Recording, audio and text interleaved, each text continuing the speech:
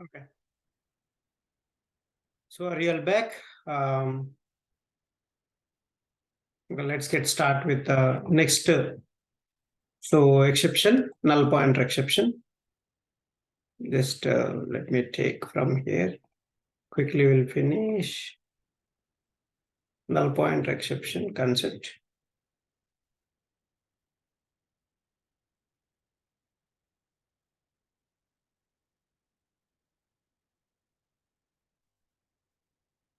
Okay.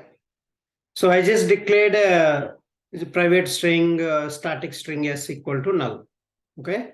Suppose s still you declared initially as a null. Now what is the s value? Null is there. Okay. And on the null variable, what we are doing here, I'll remove the try catch blocks also.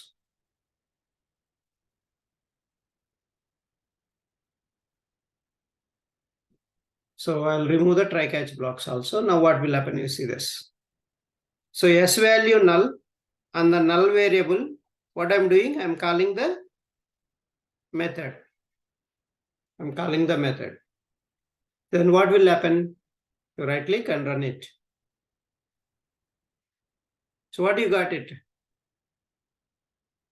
Null pointer exception. Why are you getting null pointer exception? Because so string object has a null value.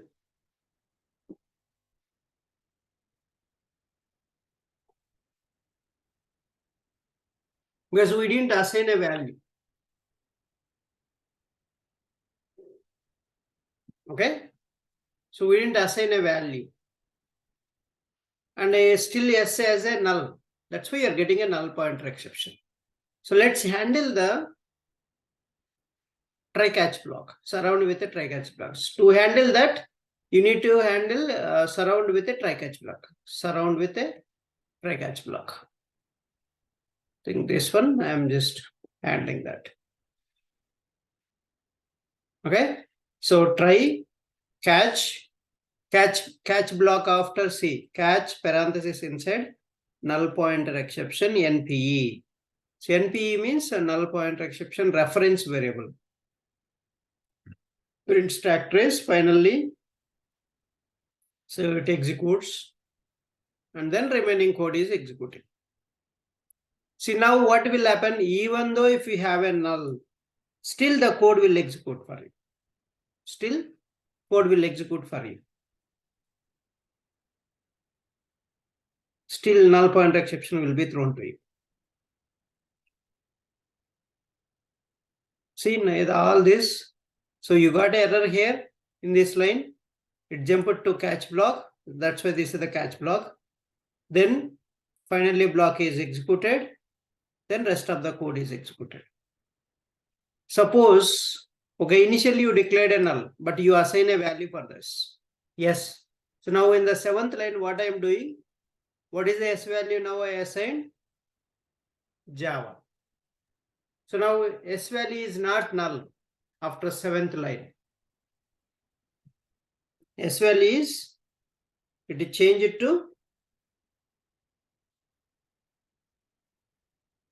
Java.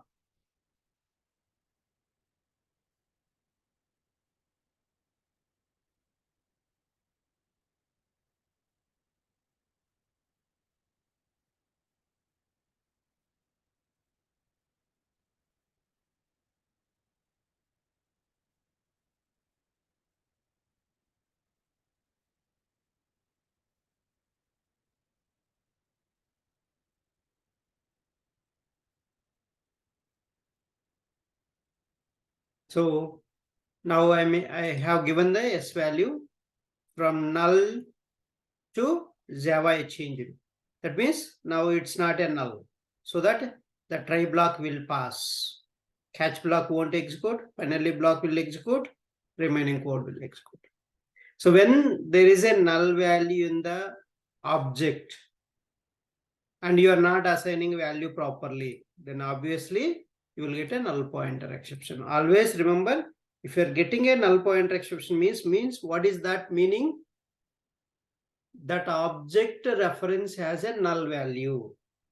you're getting a null value. That is the reason you're getting a null pointer exception.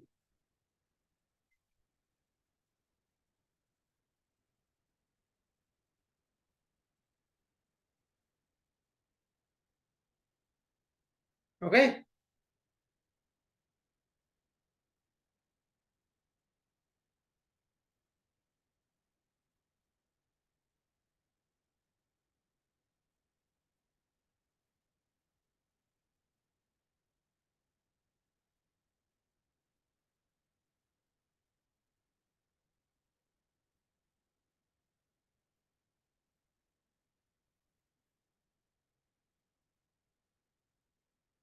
Any questions before moving on to the next? So number format exception. So when you will get a number format exception? So when you will get number format exception?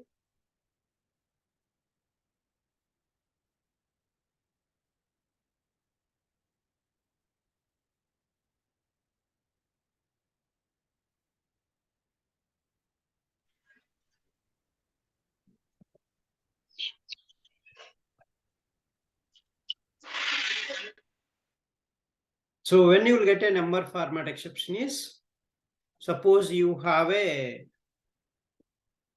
alphabets in the string variable that you are trying to convert into integer, primitive integer format.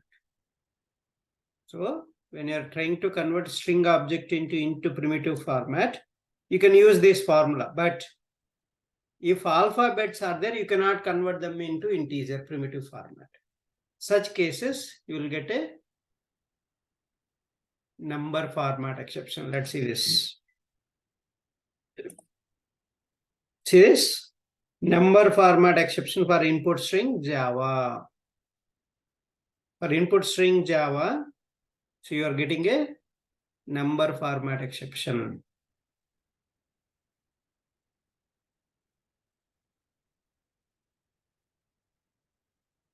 Then, so what is the correct format? If the string has a number, then you can convert into integer. But still now we are getting an exception, right? So how to find the line number? See this. Read everything.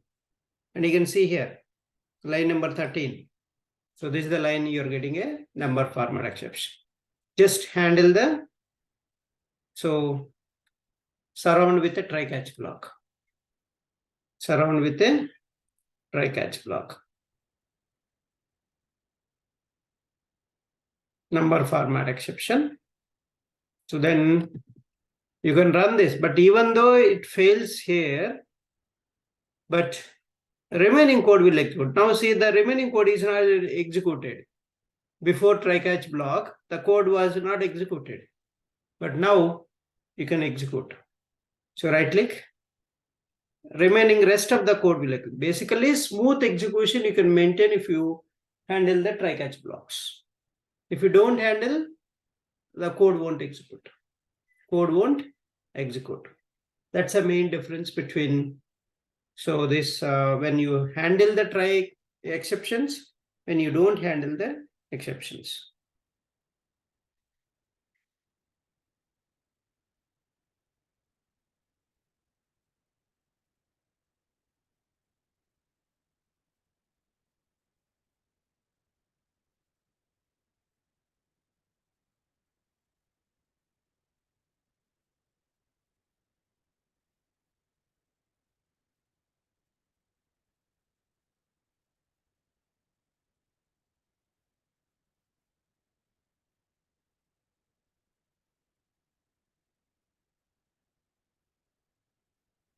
Okay.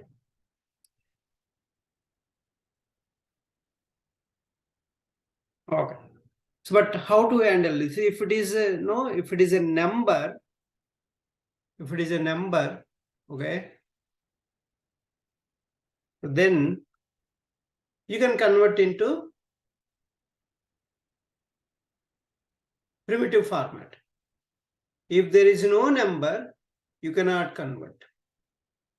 If there is no number, if it is alphabets, you cannot convert because that's the wrong formatting. Now number is there. So then So number in string format can be converted into primitive integer format. So anything, it can be anything similar. Okay. So that's the main concept. So now see, so the try block will be successful. See, try block is successful. Successfully converted. So now result I value is 25 plus 10, 35. Right? And then S plus I. S is 25 plus I, 25 plus 25, 25, 35. Okay. So that's the as a string, both are string plus number. So you are joining both of them. That's why you are getting 25, 25. So that's the number format exception means. And single try block, multi-catch blocks. Single try, multi-catch blocks. So that means one try block, but multi-catch blocks. So let's see this. This is the one. So we are creating array with the size 5, but you're inserting more than the array size. See, 1, 2, 3, 4, 5 elements. But I am inserting 6th element also. And here also I am inserting, so 15 by 0. So I am dividing a number by 0. That's why you'll get arithmetic exception. Because you are putting more than the array size, that's why you'll get an array index out of bounds exception. So both I am covering here. This is the cases, more than one exception, it occurs in the subsequent lines. Based on that, first this occurs, arithmetic exception. That's why you have to write first catch block, arithmetic exception. So what is the second exception? Array index out of bounds exception. That's why second catch block you have to write like that. And the last one you write a generic, more generic. This is the specific exception type. But this one is, okay, other than these two comes, the remaining exceptions are handled by this exception class. That's why we're writing here. And rest of the code you can write it. So this is the single try multi-catch blocks. So this we used in one of the Selenium method. So that's why please remember this. You can write a single try multi-catch blocks. But even though if you write multi-catch blocks, but it executes only one time. So only one catch block will execute at a time, not many.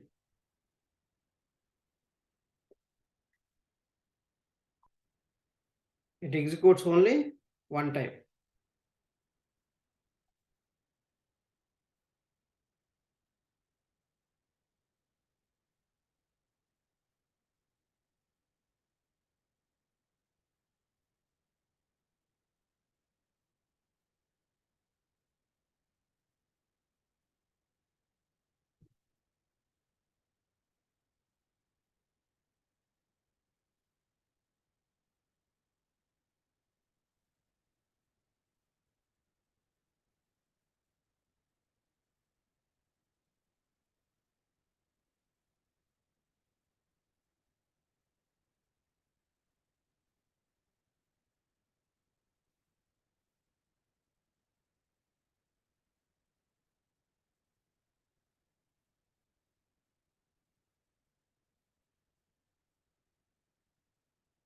Okay.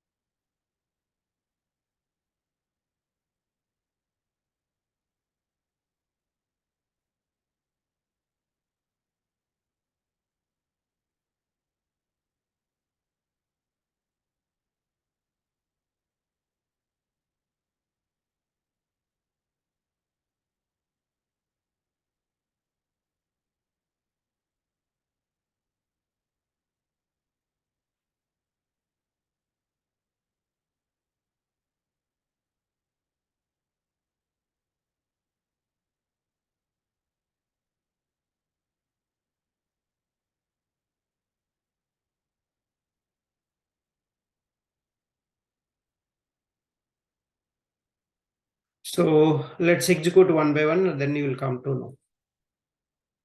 See, arithmetic exception. So divided by 0. So that's one. Now you handle this. Okay. So maybe I am handling that. So I recovered that. Okay.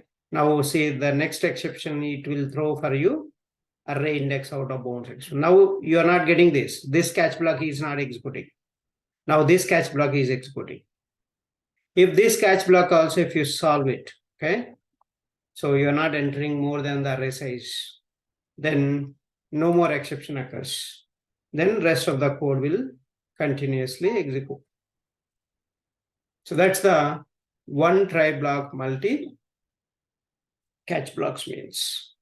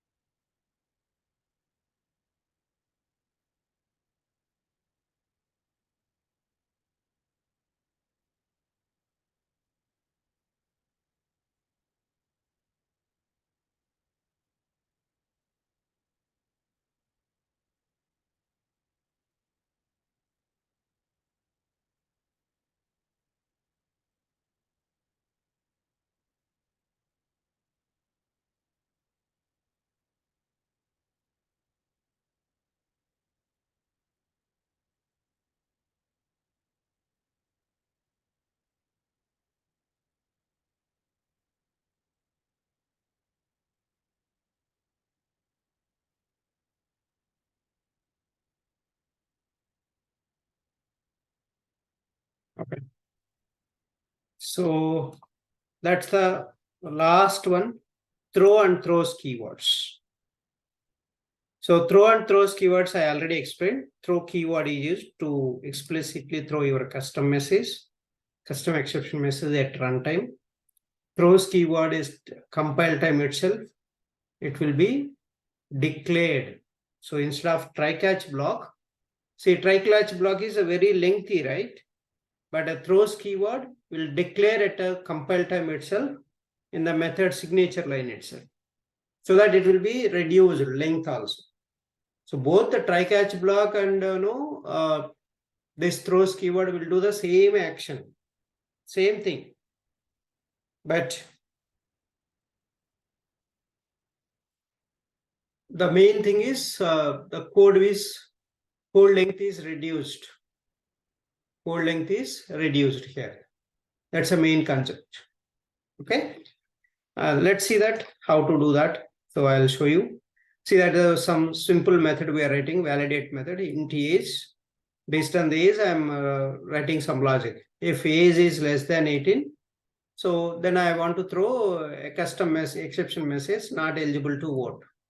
That how I'm throw new arithmetic exception. This is an object. So throw is used within the method and throw is followed by an object. So here throws. So this line is throwing. So suppose if you take out this, suppose if you take out this, so your Eclipse will see messaging on 10th line. So what is the message it is saying? Unhandled exception. Type interrupted exception. Two quick fixes available. Add throws declaration. Surround with a try catch block. Surround with try catch block. So that is the, so this validate method. So thread dot sleep. So will be given. So just mouse over and add. You can do both, either one, but not both. Either do a throws declaration or surround with a try catch block. So because we already practiced a try catch block, right? Let me add throws declaration. See where throws declaration is adding in the method signature line. After method name, parenthesis after throws keyword and the exception class name. So that's here throw keyword is followed by an object. Throws keyword is followed by a class. Throws keyword is followed by a class. So that is the difference between, at least you can tell two differences. Throws is added in the method signature line. Throw is used within the method body. That's the first difference. Throws is followed by an exception class. Throw is followed by an object. If you remember these 2 points also, that's more than enough. Okay. And just call to the 15. So 15 means less than, right? And you will get an exception. So this exception you will get. See, arithmetic exception, not eligible to vote. But generally, arithmetic exception means divided by 0. But what we are doing, we are overriding that message and we are giving our custom message for this arithmetic exception class. That is possible with a throw keyword. That is possible with a throw keyword. Any questions?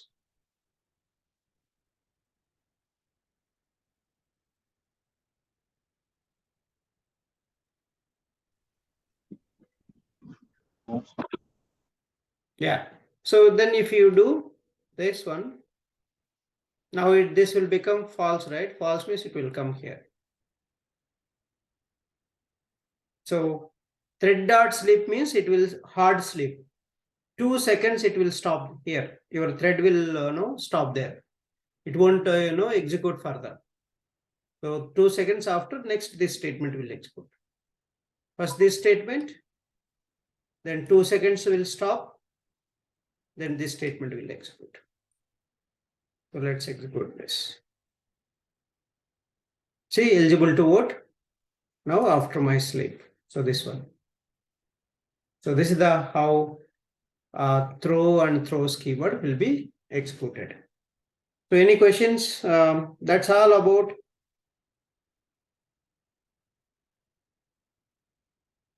exception handling.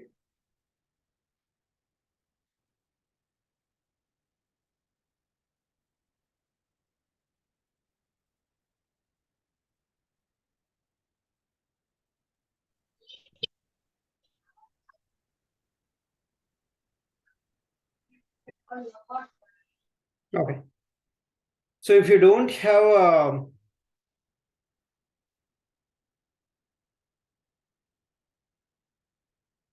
any questions, let's move on to the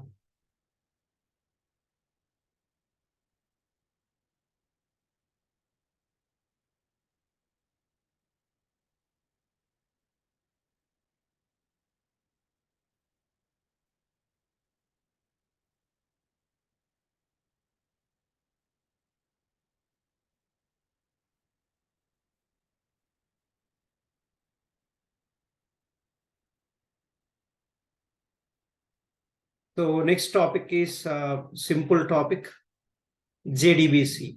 So JDBC is basically it's a so JDBC connections, how you can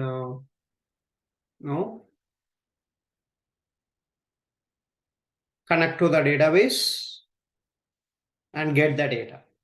How you can connect to the database and get the data.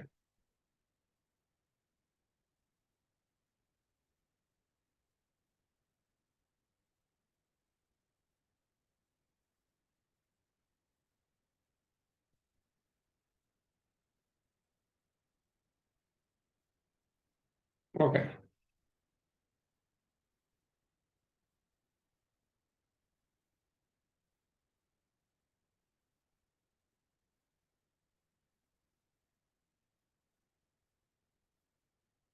So what do you want to connect to the database? If you want to connect to the database, you need to understand what are the different ways you can connect. So why you need to get the data? So basically, we need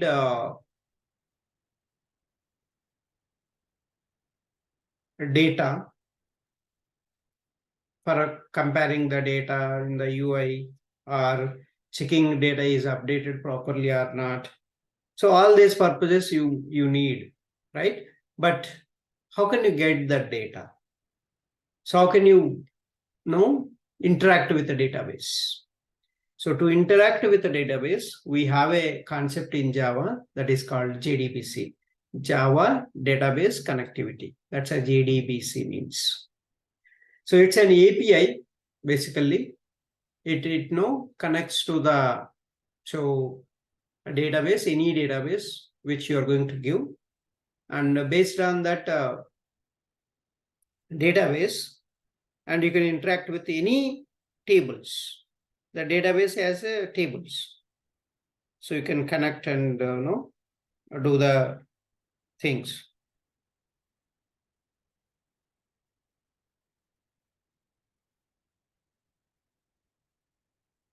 Okay. So basically the JDBC API connects to the database and execute your SQL queries. Executes SQL queries. Executes the SQL queries. What are different SQL queries? So you will use basically select queries or update queries or anything you want to do, you can do that. So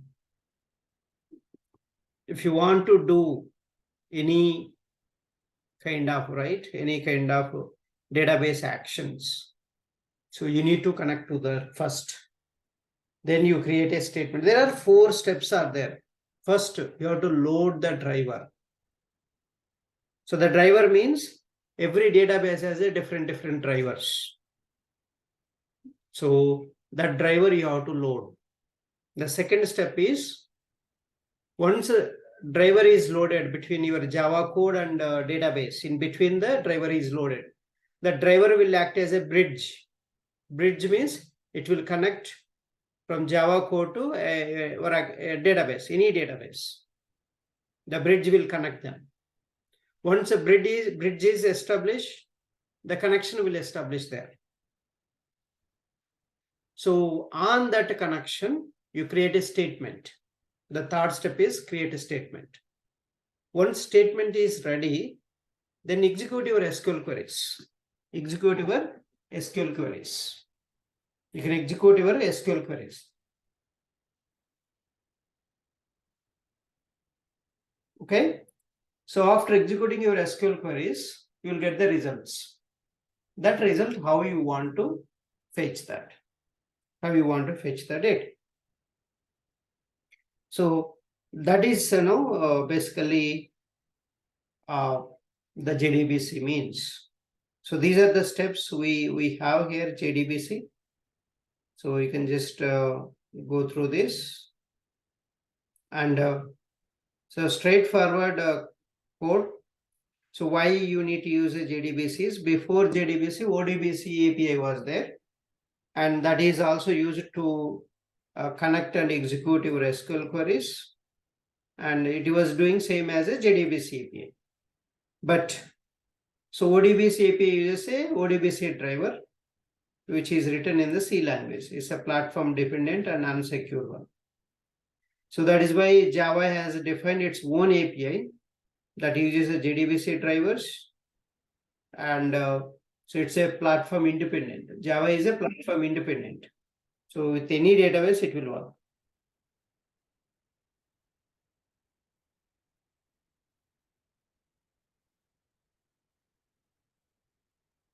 Okay.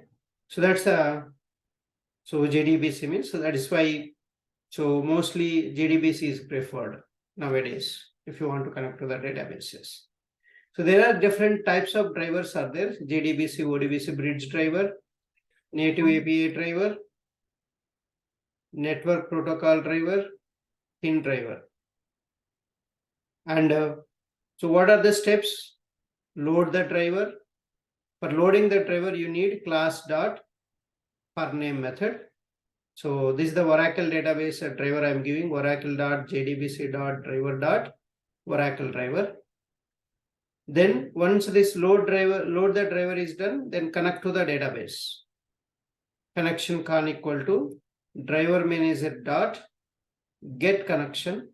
So URL, username, password, you can pass for the get connection method, but this returns a connection interface.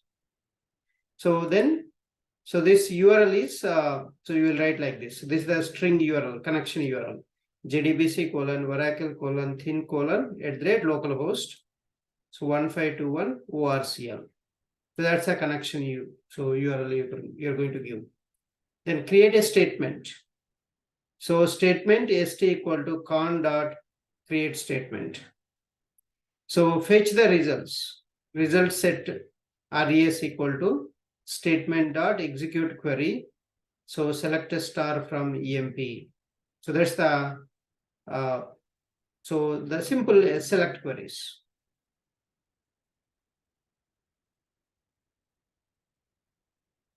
Simple SQL queries. Okay.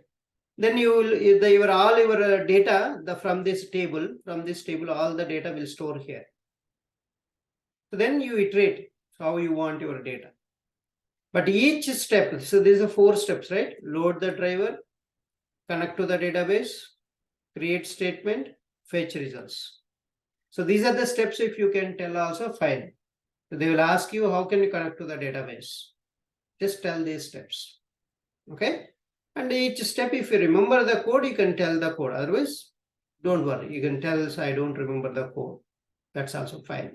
But better you just simple steps only. This code doesn't change. Only this is the change. So database to database, the driver will change. And username, password will change. And the URL will change. And your SQL query will change. But the code is fixed. So there are 3 types of statements are there. So one is a simple statement, prepared statement, and a callable statement. Callable statement. So a prepared statement really helps you in preventing SQL injection attacks. Basically, because it automatically escapes the special characters. That's a prepared statement advantage. And also one more advantage is, you can pass the dynamic queries with a parameter as an input. So that's another advantage with the prepared statement interface. And a callable statement interface is used to execute the stored procedure. Bigger SQL queries you want to execute, you will use a callable statement interface. Otherwise, you can use a simple SQL statement, means you can use a statement interface. Okay. So this is the main thing, and this is the code. All this SQL related available in java.sql package. So connection interface, so driver manager class, so prepared statement, so interface, so result set interface, SQL exception class. So all these are available in the java.sql package. This is the complete code. So string URL. So this is the always port name will change. So service name will change. And the username, password, I am just supplying through properties class object, user, the username, password, and password. Then remaining code is same, try catch blocks. So first loading the driver, then giving the connection, preparing the statement, and 4th one, result set execution. Execute the query and get the result, and then loop it. Then see here, finally block I'm using. Finally block is used to close the connections. I told you already, database connections, file streams, all you can close it. So this is the catch block ends here, finally block is ends here. So this is the complete code, but we don't have any database to show that. But this is the simple 4 steps you can explain in the interviews if they ask you. So why do you need how can you connect to the database? That's only one question they will ask you. Just say that connect and execute our SQL queries with the database, we need a JDBC API. So, and what are the steps means? Tell all the steps. What are the different statements means? The statement, prepared statement, callable statement. These are the three statement types. Anyone you can tell that. Okay. So that's all about for the day. And tomorrow we'll see file handling. Okay. So how to work with files, and I'll show you that. Yeah. Any questions before closing?